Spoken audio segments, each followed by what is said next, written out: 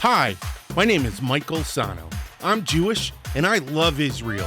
So if you love Israel, if you love being Jewish, or if you have an unwavering connection to the land of Israel, then you're in the right place. Welcome to the 12 Cities in Israel podcast.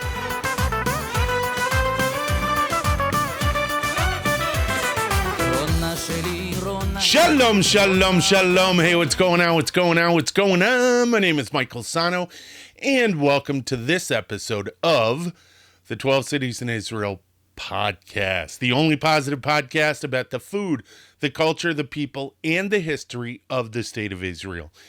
Listen, if this is your first time watching, don't forget to hit the like button, the subscribe button, and the notification bell so you get all the brand new episodes. Recommend and share this video and this podcast to your friends and to your families. And if you want to take us with you, you can find us on SoundCloud, iTunes, Google Podcasts, Stitcher, TuneIn, and on Spotify. Also, as always, this podcast is brought to you by the 12 Cities in Israel Modern Hebrew Flashcards, the best way to learn Hebrew and the best way to brush up on Hebrew. You can find them on Amazon for Kindle. If you don't have Kindle or you don't have a Kindle, you can download it to your Android phone, your iPhone, your iPad, to your PC, and to your Mac. All right, hey, welcome back. This is the final city in the 12 Cities in Israel series. So I have spent the past 22 episodes speaking to you about the history of all the cities in the first episode, and the modern city in all these Israeli cities, these 12 cities that I've chosen. A lot of you didn't even know that there were 12 cities. A lot of you probably didn't know any of this history. And this one is, of course, of the utmost importance. This is Yerushalayim. As you can see on the board, it says Jerusalem.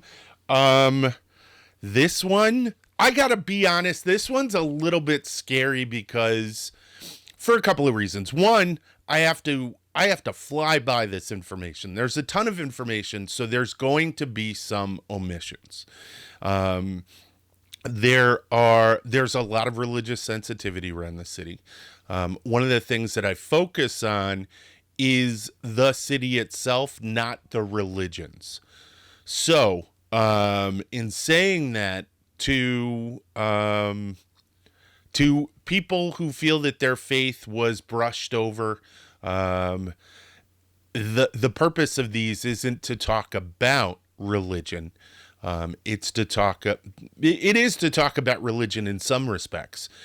We're talking about how religion has affected a city, but we're not talking about the religion itself.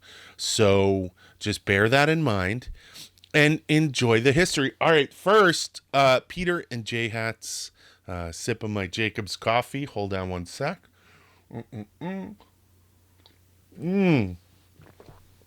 I couldn't do it without you guys, and I couldn't do it without this coffee. So one more sip. Hold on.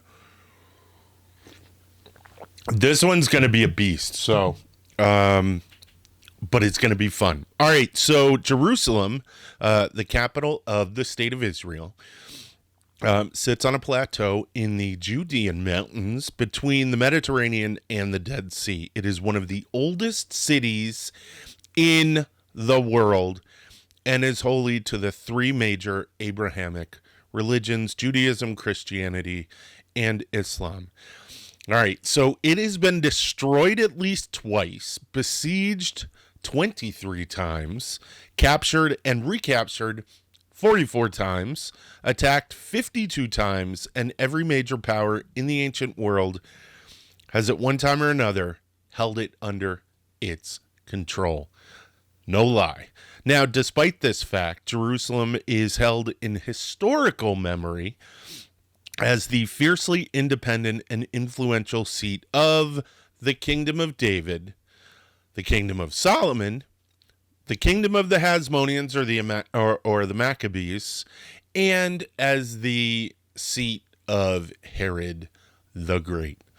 Now, Jerusalem goes back quite a ways.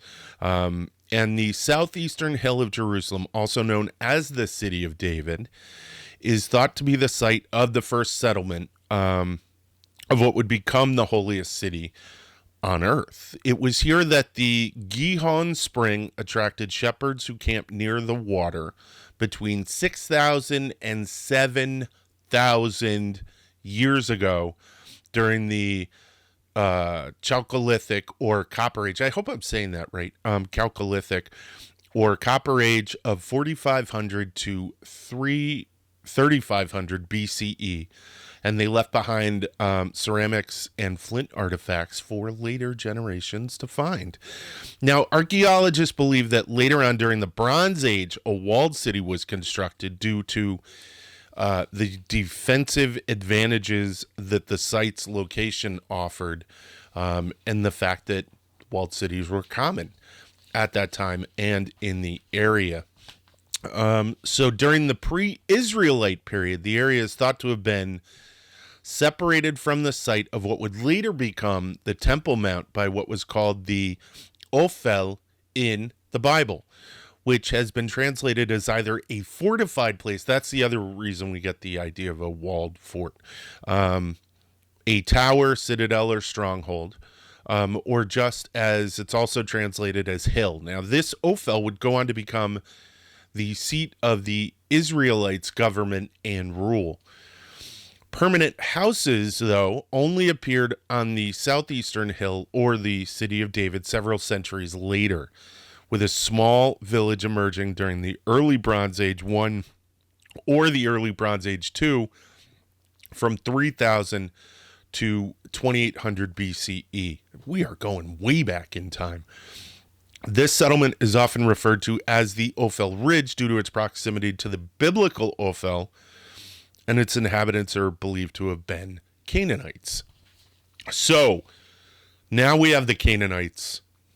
Now we're going to move into the biblical period, and the execration text from the 19th century BCE that outlines the enemies of the Egyptian pharaohs refers to a city called Rusalimum or Orusalimum, which is thought to be Jerusalem, and the Amarna letters from the 14th century BCE may also be the earliest mention of the city. Now, while other archaeologists argue that the Ophel Ridge fortification was the center of the kingdom, that dates to around the 18th century BCE. And eventually, in the late Bronze Age, Jerusalem became the capital of an Egyptian vassal state that governed a few outer villages and agricultural areas with a small Egyptian garrison. During the reigns of Seti I from 1290 to 1279 BCE and Ramses I from 1279 to 1213 BCE, there was an emphasis on infrastructure construction as revenues from the area increased. So basically what they're saying is that the earliest city were these references in the execration texts or the Amarna letters, but there are also archaeologists who argue that that wasn't the case, that was a different place from the Ophel Ridge fortification. That's what I meant in the beginning. Not to be too confusing. It's a lot of stuff to go through. So this period when Canaan formed part of the Egyptian Empire seems to correspond to the biblical accounts outlined in the book of Joshua and its account of the campaign and siege of Canaan's cities. It must be stated, though, that there is some doubt among a number of scholars as to the historicity of the book of Joshua, where this account takes place, meaning that they do not believe that the book of Joshua is a historical document that can be relied upon. Now, regardless, according to the Bible, Jerusalem was situated within the territory that had been apportioned to the tribe of Benjamin after they had finished all the fighting. Yet at the time, it had been occupied by a Canaanite tribe known as the Jebusites. David in the Bible was said to have conquered them in the siege of Jebus, and upon his victory, relocated his capital from Hebron to Jerusalem. Jerusalem then became the capital of a united kingdom of Israel and one of its several religious centers. Now, you have to understand, back in the day, there were different altars, there were different temples throughout this united kingdom of Israel, where people would make offerings and sacrifices. Again, according to the Bible, King David reigned for 40 years and was succeeded by his son Solomon, and it would be King Solomon who would build the Holy Temple on Mount Moriah. It would later become known as Solomon's Temple, or the First Temple, and it would play a key role in transforming the Jewish religion from a nomadic faith to a regional religious movement by giving a permanent home to the Ark of the Covenant. Upon King Solomon's death in the 10th century BCE, 10 of the northern tribes of Israel broke from this united monarchy established by his father, David, to form their own nation in northern Israel, known as the Israelite Kingdom. The southern tribes, together with the Aaronid priesthood, remained in Jerusalem, thus turning the city into the capital of the Kingdom of Judah, which is where we all get our names, Jews, from. But did you know that? I knew that, but some people don't know that. So this lasted, though, only for about 200 years, because in 722 BCE, the Assyrians conquered the northern kingdom of Israel, forcing a number of Israelite refugees back to the city of Jerusalem. Interestingly, that is why it is thought we have what are called dual stories in the Torah. Why we have what is it? Yael? I think it's Yael.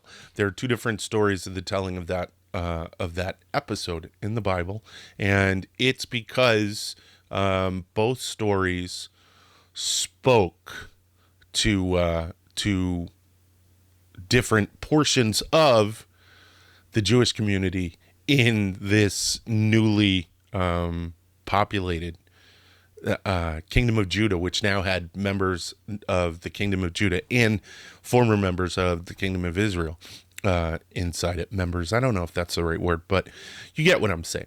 So there are, though, archaeological remains from the time of the ancient Israelites, and these include the Shiloach Tunnel, or Hezekiah's Tunnel, which was an aqueduct built by Judahite King Hezekiah that contains an ancient Hebrew inscription known as the Shiloach inscription. There's the Broad Wall, which was a defensive fortification also built by Hezekiah in the 8th century BCE. The Shiloach necropolis with the tomb of the Pharaoh's daughter, which legend says is the tomb of King Solomon's Egyptian wife. And the tomb of the royal steward were decorated with monumental Hebrew inscriptions. There is also the Israelite Tower, which are the remnants of ancient fortifications built from large sturdy rocks with carved cornerstones, and a huge water reservoir dating from this period that was discovered in 2012 near Robinson's Arch. All of these structures indicate that this area was at the center of everyday life during the time of the Kingdom of Judah. How cool is that? You can go touch these stones, you can go see these places, run your fingers over the inscriptions, and you are touching part of the Kingdom of Judah. That is so badass. I'm sorry. So the Kingdom of Judah and the First Temple period both ended around 586 BCE, when Nebuchadnezzar's Neo-Babylonian Empire conquered Judah and its capital, Jerusalem. By the end, Nebuchadnezzar had reduced both Jerusalem and Solomon's temple to rubble and enslaved the population and took them off to Babylon. So that is the destruction of the first temple. Now, How cool is it that eventually Nebuchadnezzar's Babylonian Empire was replaced by the Persian King Cyrus, and it's cool, trust me, by the Persian King Cyrus the Great's Achaemenid Empire. And in 538 BCE, he put forth an edict that the Jews of Babylon may return to Judah and may rebuild the temple. He even gave them gold and silver towards the second temple's construction, and this was supposedly the gold and silver that was removed from the first temple. Now, it was completed in 516 BCE during the reign of Darius the Great, also of Persia, 70 years after Nebuchadnezzar's destruction of the first temple. A few decades later, in 485 BCE, during the reign of Xerxes, Jerusalem was besieged, conquered, and razed by a coalition of Edomites, Moabites, Ammonites, Tyrians, and Philistines. Then, 40 years later, in 445 BCE, King Artaxerxes I of Persia issued a decree allowing the city, including its fortified walls, to be rebuilt.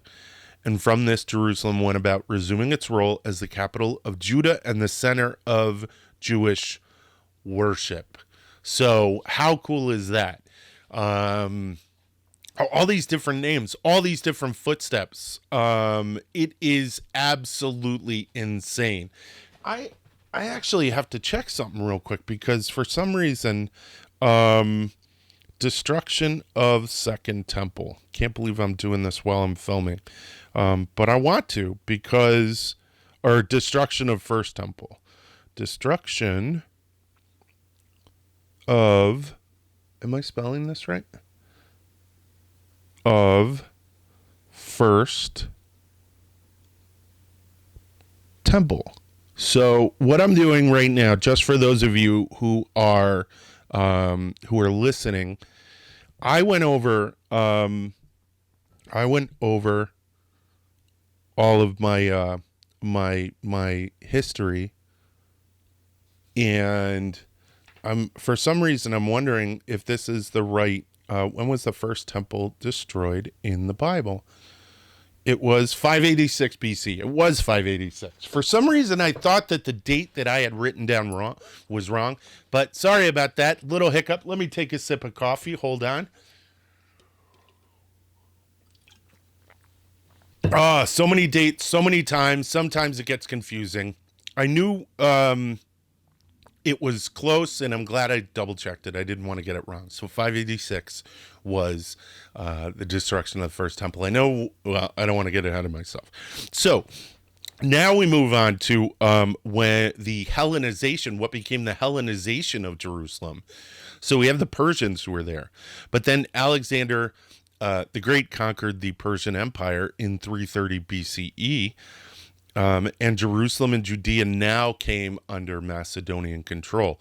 This lasted until Alexander's death in 323 BCE, with the Macedonian Empire in disarray as his former generals carved pieces of it apart for themselves. Jerusalem wound up within the lands that would become known as the Ptolemaic dynasty after the general named Ptolemy the First. Real original, right? I guess Herodian, Ptolemaic, that it all makes sense. You name your empire after you. So in 198 BCE, Ptolemy V Epiphanes lost Judea and its capital Jerusalem to the Seleucids, another empire carved out of the Macedonian Empire, so which was ruled by Antiochus III. Now, things were different with the Seleucids. The Ptolemies followed the Macedonian practice of allowing captured and conquered lands the freedom to retain their customs and religion as long as fealty and support was given to the empire. For the Seleucids, Hellenization, the practice of adopting and enforcing Hellenistic or ancient Greek customs, was the law of the land. Now, this didn't work for most of the people of Judea and Jerusalem, was one of the reasons for the Maccabean revolt of Mattathias and his 5 sons against Antiochus IV Epiphanes in 168 BCE. Also, what happened was the desecration of the temple by Antiochus IV, who put a statue of Zeus in there and slaughtered a pig on the altar. Not kosher.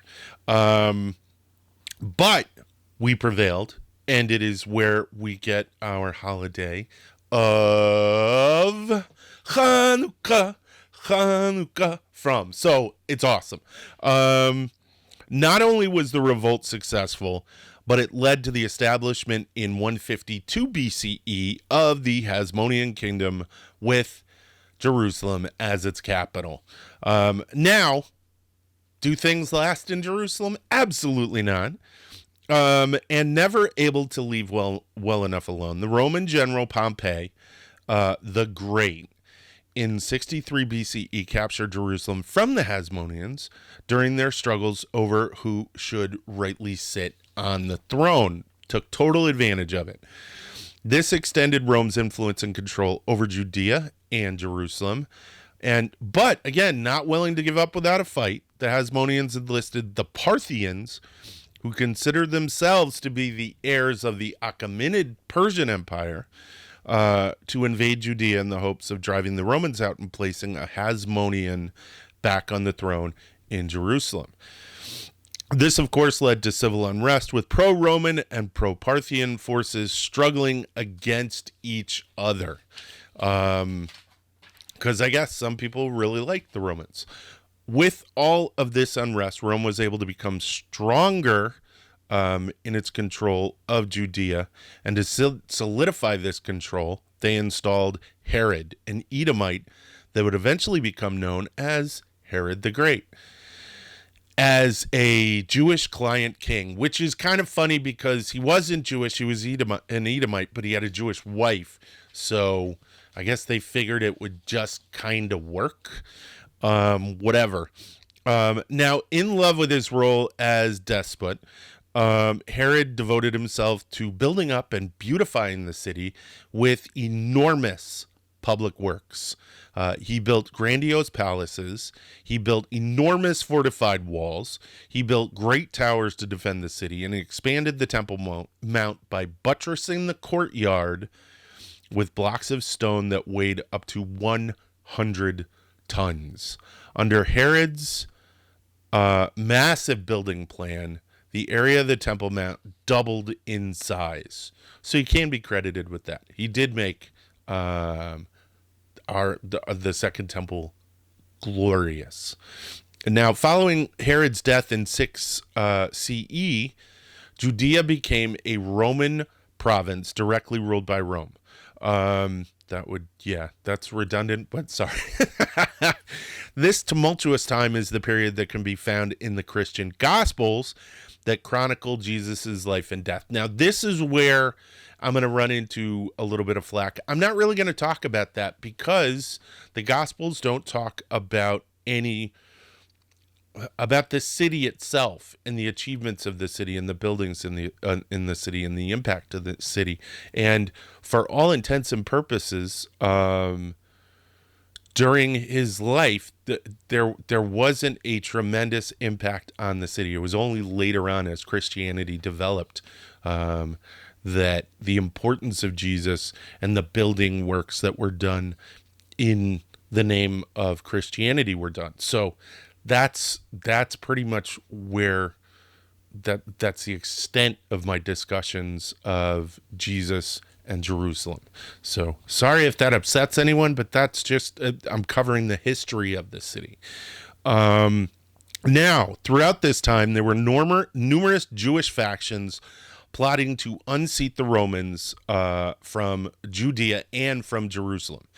Now, the first major challenge to Roman power came during the First Jewish-Roman War from 86 to 73 CE, which ended with Rome destroying the Second Temple, along with the entire city, in 70 CE. Now, that one always sticks in my mind. 70, I can get it, but 586 sometimes gets lost in my mind. And at the conclusion of the war, taking the treasures of the temple, captured Jewish slaves and their leader to Rome. After they destroyed it, they just looted everything.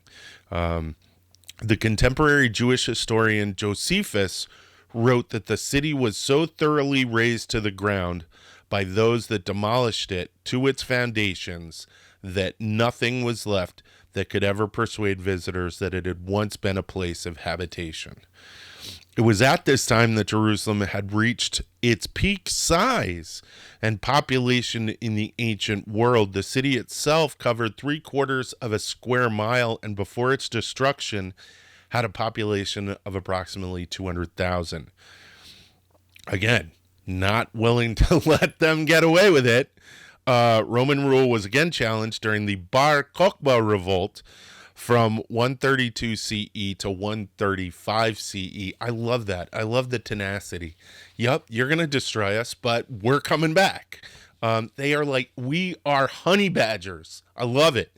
After brutally crushing this uprising, Emperor Hadrian combined the province of Judea with other neighboring provinces under the new name of Syria Palestina, with the hope of removing the Jews of Judea from the historical record and replacing them with the Philistines from the coastal plains southwest of Jerusalem from 800 years before. During this Roman reimagining of history, Jerusalem was also renamed and was called Aelia Capitolina and rebuilt in the style of a typical Roman town. So that is, for those of you who don't know, right there, that date. That's where Palestine and the name Palestine came from. It was a reference to the Philistines, who weren't even in Jerusalem. They were in the coastal plains south of the Yarkon River, down from the Yarkon River down to the border of Egypt. And that is where the name Palestine comes from. It is a bastardization of the name Philistines, and it has caused so much trouble. Anyways, so from this point forward, according to Roman law, Jews were prohibited from entering the city on pain of death. No lie. The singular exception to this law was once a year during the holiday of Tisha B'Av, which commemorates the destruction of the first and second Jewish temple. That's just rubbing it in. These harsh measures effectively removed the religious nature of what was Jerusalem for both Jews and Christians until the 7th century, when Christians were granted exemption to the law. The only other exemptions to this law was during the 4th century, when the Roman Emperor Constantine I, under the guidance of his mother Helena, ordered the construction of Christian holy sites within the city, including the Church of the Holy Sepulchre, which was the traditional site of Jesus' crucifixion and his burial. Yay. So, with the fall of the Roman Empire eventually and the establishment of the Byzantine Empire in Constantinople, control of Jerusalem was transferred in the 5th century. This did little to change the region due to the continuation of Roman laws, including the edict to restrict Jews from Jerusalem.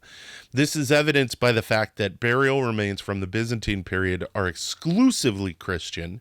So researchers have made the logical leap that since there are no Jewish remains, there most likely were no Jewish residents from that time.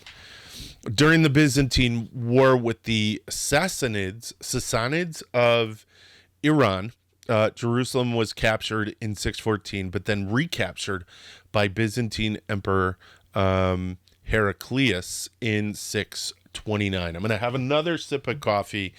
There we go. Yeah, there's a lot. There is so much history.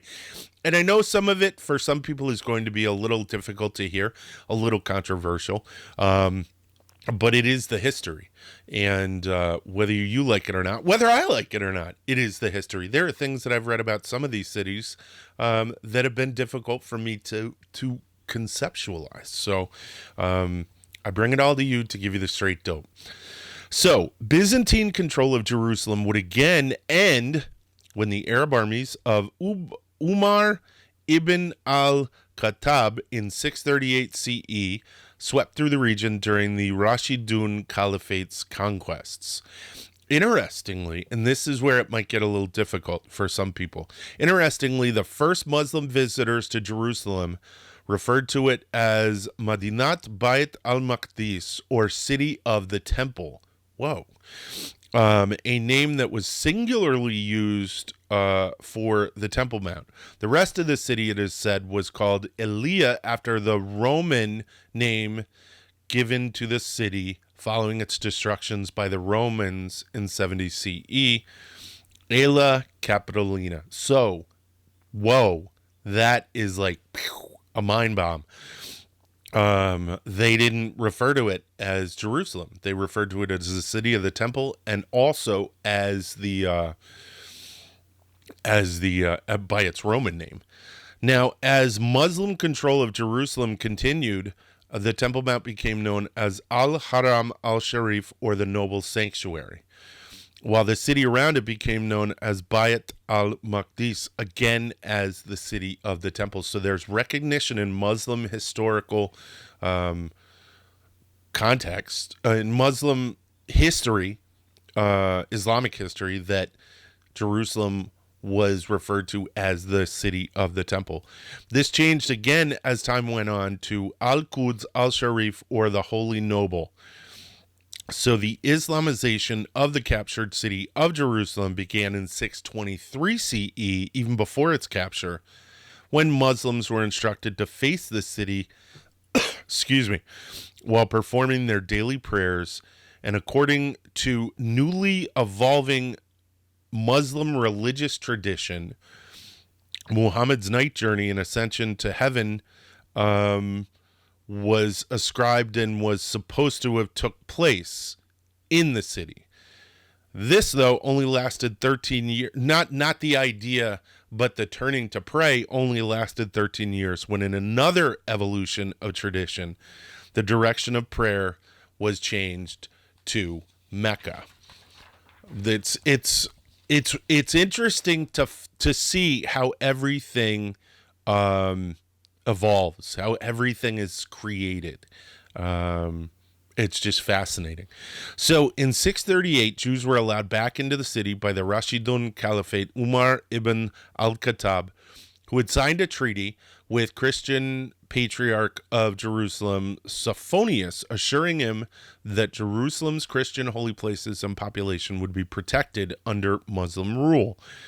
Christian Arab tradition tells a story that when led to pray at the Church of the Holy Sepulchre, the Caliph refused to pray in the church so that the Muslims would not request conversion of the church to a mosque.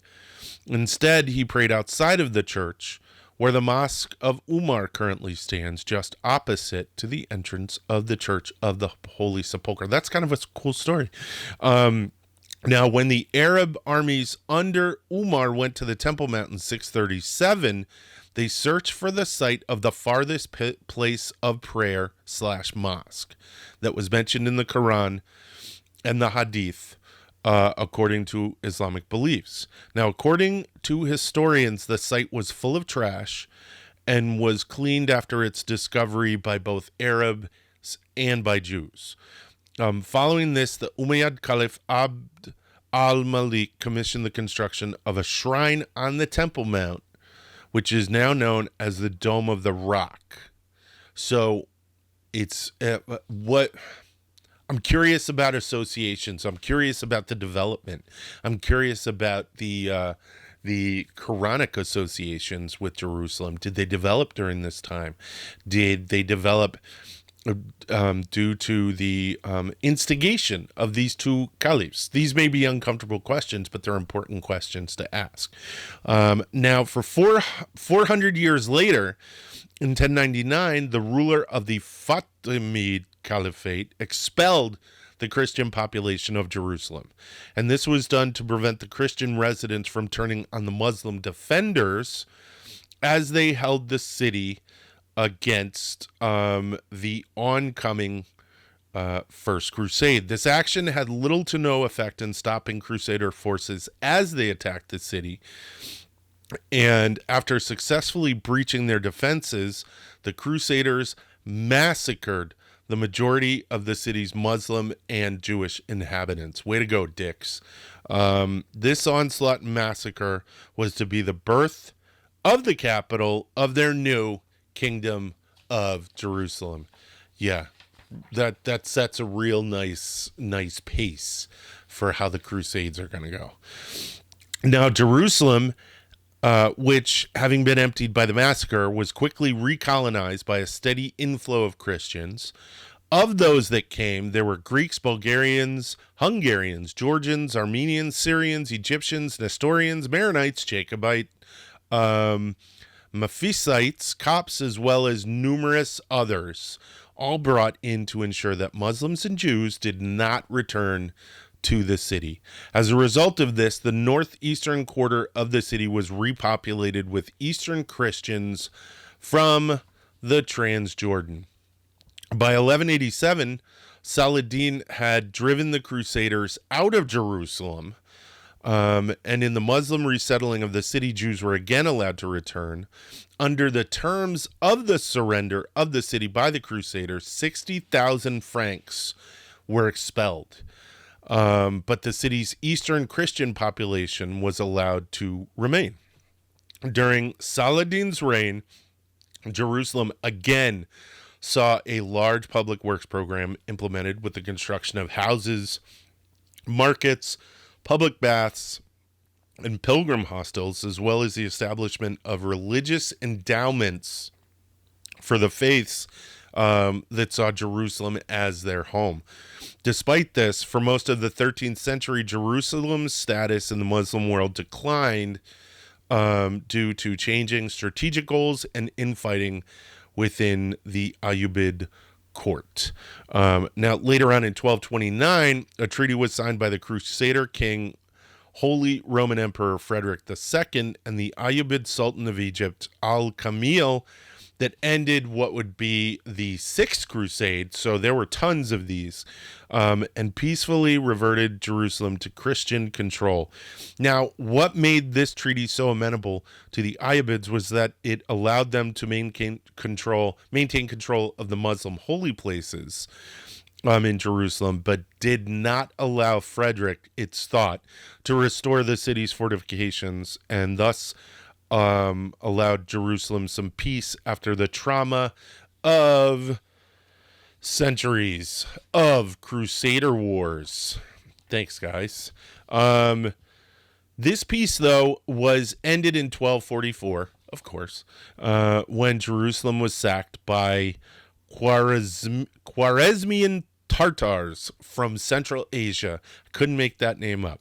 Now, during their siege, they massacred Jerusalem's Christian population and drove the Jews out of the city. These invaders, though, were eventually driven out in 1247 by the, again, Ayyubid Empire, who regained control. Now, in 1260, the Ayyubids were replaced by the Mamluks from Egypt.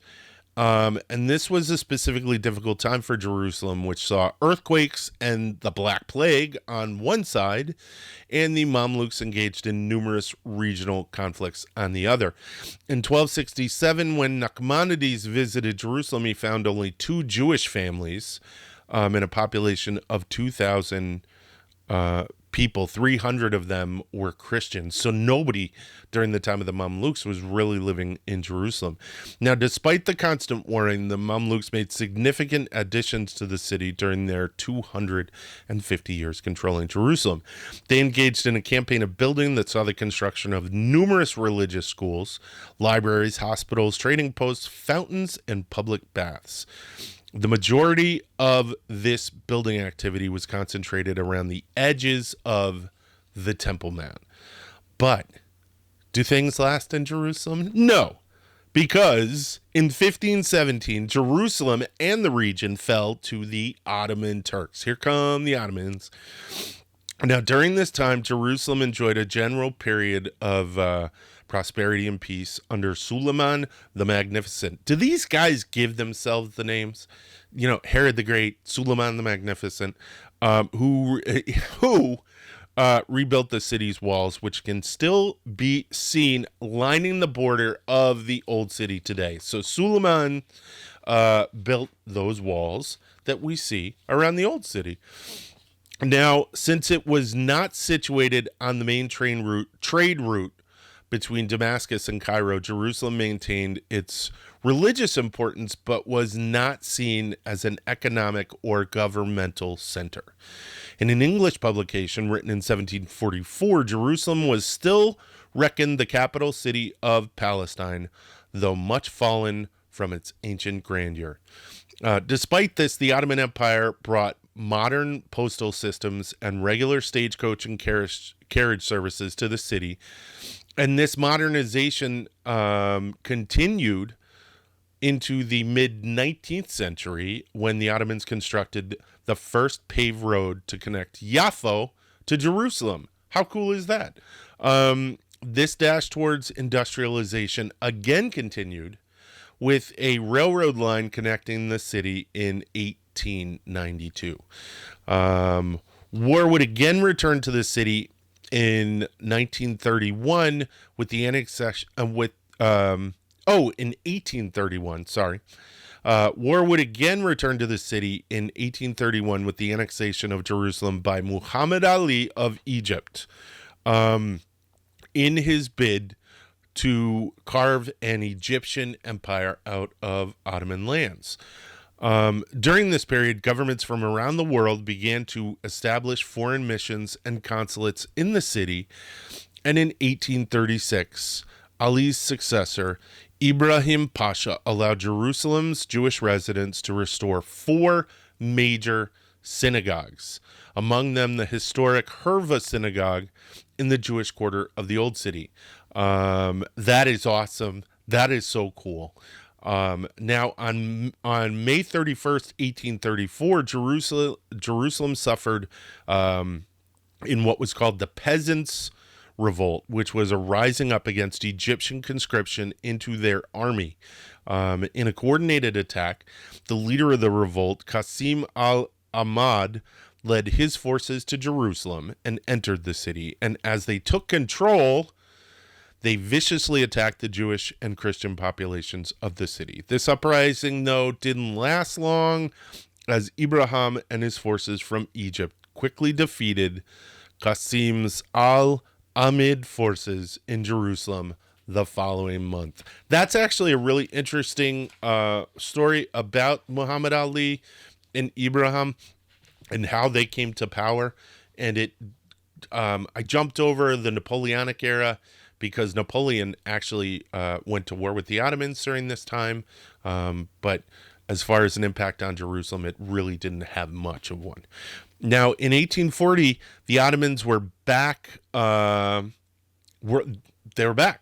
And their rule was reinstated after the expulsion of Egyptian forces. But numerous Egyptian Muslims were allowed to retain in Jerusalem, and Jews from Algiers and North Africa also began to settle in the city. How cool is that? So we're starting to get that influx of Sephardic Jews into Jerusalem.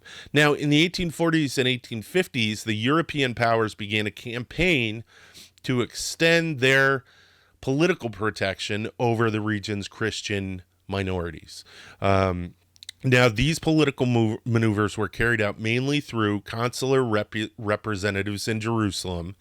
And in 1845, the Prussian consul, as part of this campaign, did a census of Jerusalem and registered a population of 16,410 residents, with 7,120 Jews, 5,000 Muslims, 3,390 Christians, 80 Turkish soldiers, and 100 Europeans. This number of Christians, though, dramatically increased during Easter and effectively doubled the size of the city's population. That's insane. Expansion of the city grew in the 1860s as neighborhoods began to develop outside of the old city's walls. These new developments were built to house pilgrims visiting the city, as well as to relieve the problems of overcrowding and poor sanitation. Now, of these new havens built outside of the old city, there was the Russian compound and Mishkenot Sha'ananim, which were founded in 1860,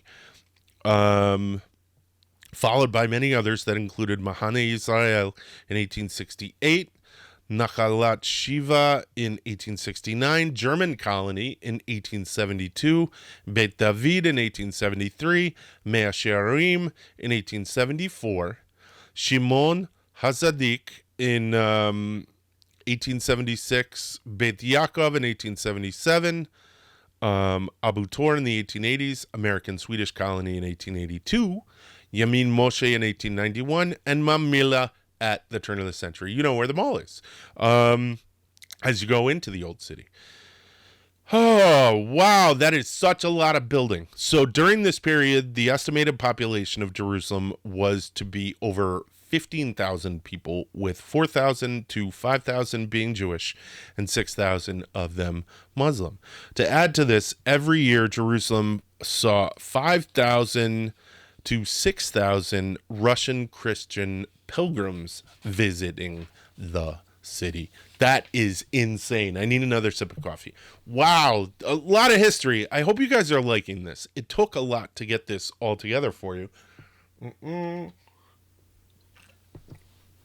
But it's fascinating, it's interesting, and it's a lot of fun.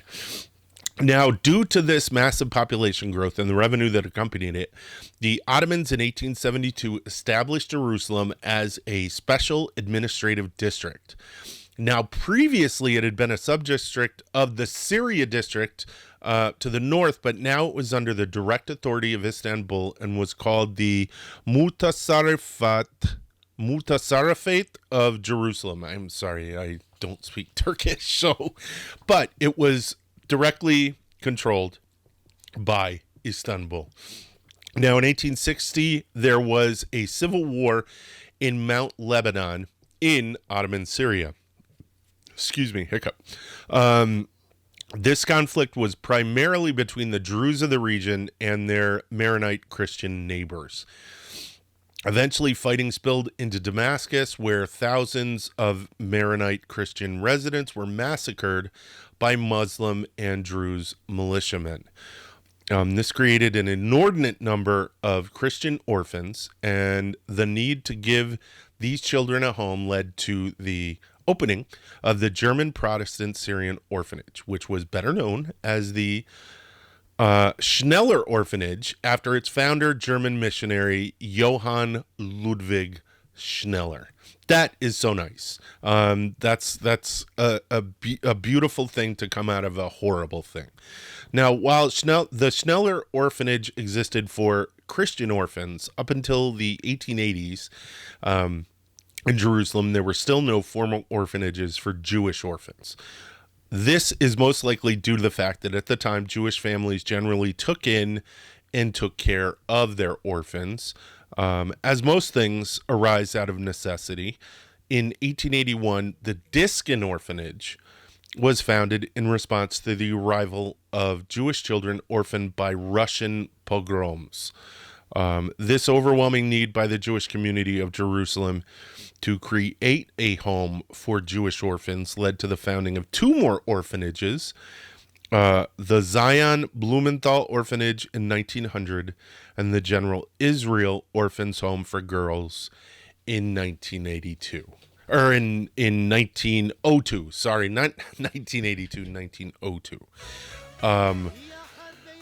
All right, yeah, that's it. That's the history of Jerusalem up to the Ottoman period. Now, normally what I do is I cover the Mandate period, but there was so much history.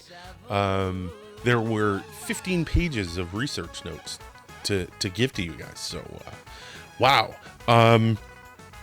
crazy, insane. I don't know how else to describe it. One day it's this, the next day it's this. One day it's this, the next day it's this. You can see the history of this great, glorious city, and you can also understand the pain of this great, glorious city. And for those of you who think that the issues of right now are difficult, just imagine living during one of any of the numerous different calamities that that Jerusalem has suffered. All right, hey, if you like this episode, hit the like button and the subscribe button. Don't forget to hit the notification bell. Share this podcast with your friends and with your family. And if you want to take us with you, you can find us on SoundCloud, iTunes, Google Podcasts, Stitcher, TuneIn, and on Spotify. As always, this episode is brought to you by the 12 Cities in Israel Modern Hebrew Flashcards. The best way to learn Hebrew, the best way to brush up on Hebrew. You can find them on Kindle for Amazon. You can find them on Amazon for Kindle. Said that backwards, sorry. And if you don't have Kindle on your Android, on your iPhone, your iPad, your PC, or your Mac, you can download it in the description below. And also check out our my children's book with illustrator Dana Korokova, who is a Jew, which is an awesome bedtime story to tell your child why it's so awesome to be Jewish. All right, that's it. תודה רבה, להתראות ויאללה ביי. רק זאת ביקשתי, בידה אחזתי, היא כמו חלום שלא נגמר. רק זאת שאלתי, שליבי נתתי, הושעתי לפרח הנשאר. רק זאת שאלתי, שליבי נתתי, הושעתי לפרח הנשאר.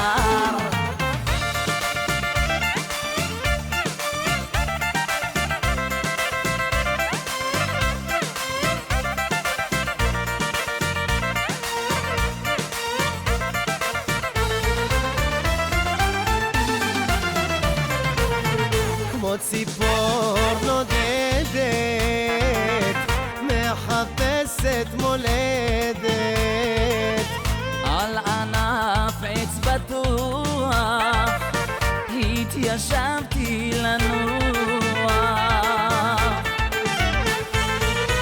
שום דבר לא מוכר שם למטה, מרגישה עבודה בגבהים.